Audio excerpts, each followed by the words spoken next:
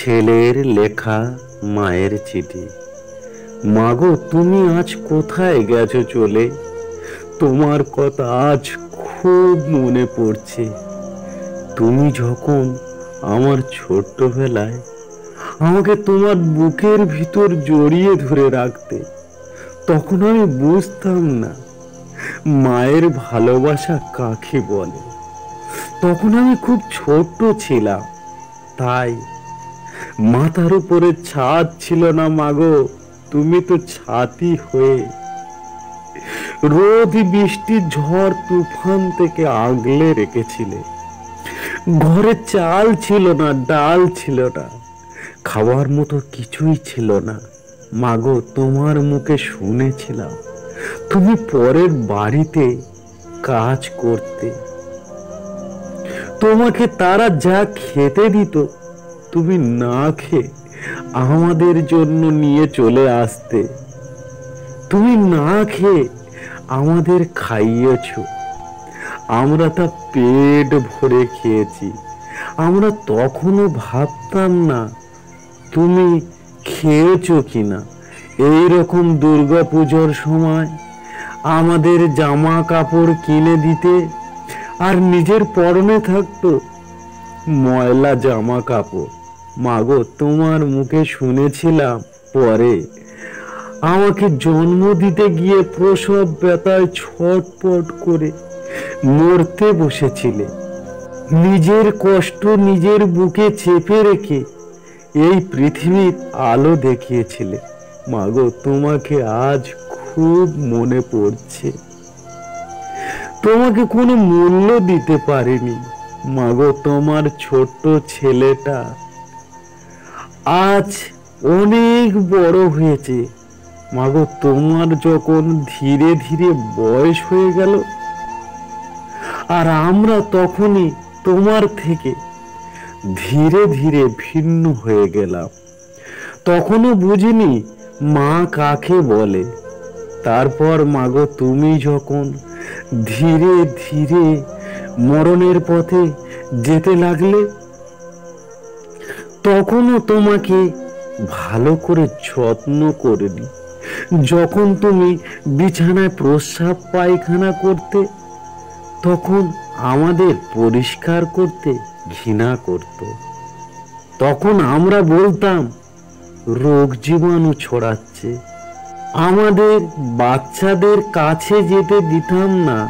মাগো, তুমি কত আকুতি বিনতি করতে।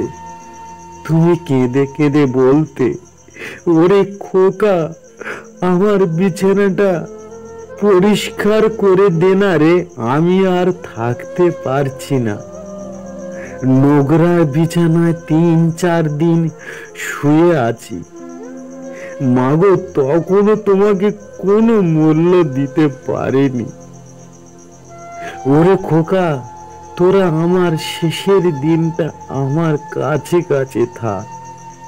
মাগো, আমরা তখনও রোগ জীবাণুর ভয়তে কাছে যেতাম না। ওরে খোকা, তোরা যখন ছোট্ট ছিলিস, হাতে কোলে বিছানায় প্রস্রাব পায়খানা করে দিতিস। আমার কোনো রোগ জীবাণু হয়নি। ওরে খোকা, নোংরা বিছানায় রাখিস নি আমাকে। ওরে, এভাবে তোরা আমাকে রাখিস না। নোংরা বিছানায় শুয়ে শুয়ে আমার পিঠে ঘা হয়ে গেছে। মাগো, এখন তোমার ছেলেটা আলাদা একটি সংসার হয়েছে। মাগো, তখন তোমার কোলের ভিতরে শুয়ে থাকতাম। কেউ কিছু বললে ছুটতে গিয়ে তোমার আঁচলে মুখটা লুকিয়ে কান্না করতাম। মাগো, এখনো আগের মতো সেই দুর্গা পূজা আছে। পকেটে অনেক টাকা আছে, নেই সেই আগেকার মতো আনন্দ। আছে অনেক জামা কাপড়, নেই সেই মাগো আগেকার মতো আনন্দ। ঘরে চাল আছে, ডাল আছে, খাওয়ার মতো অনেক কিছু আছে।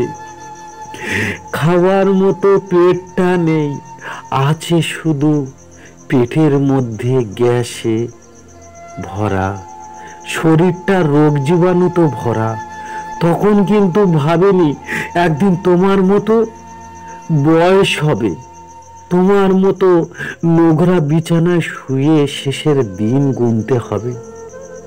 আমরা যেমন তোমার সঙ্গে আচরণ করেছি তেমনি আমার ছেলে মেয়েরা আচরণ করতে পারে। আমি এখন ঘরে এক কোণে শেষের দিনটা গুনছি। দাঁত থাকতে দাঁতের মর্যাদা দিতে পারেনি। যেমন কর্ম তেমন ফল, তার দুঃখ চিরকাল। মাগো, যেখানে থাকো ভালো থাকো, পারলে আমাকে ক্ষমা করো। বয়সের ভারে আজ আমি জীর্ণ জরা, অন্যায় করলে ঠিক একদিন পড়বে ধরা। ইতি তোমার অভাগা সন্তান।